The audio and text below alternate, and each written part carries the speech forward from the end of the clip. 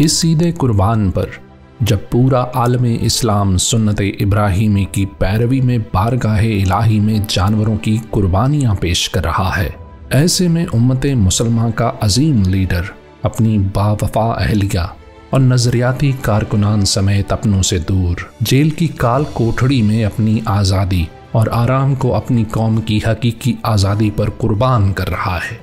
ये जुल्म वो इसलिए झेल रहा है कि वो एक आज़ाद, खुददार और इंसाफ पर मबनी पाकिस्तान के हुसूल के लिए कोशां है।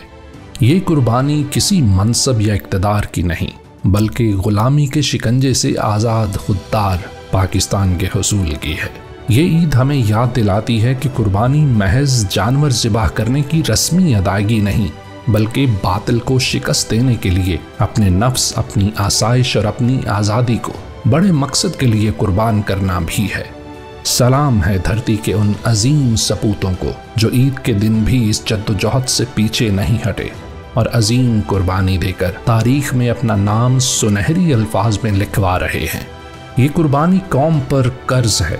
इंशाअल्लाह बहुत जल्द मुल्कगीर अवामी एहतजाजी मुहिम के नतीजे में कौम अपने महबूब लीडर समेत नाहक कैद हकीकी आज़ादी के असीरान को जालिम के शिकंजे से निजात दिला कर रहेगी।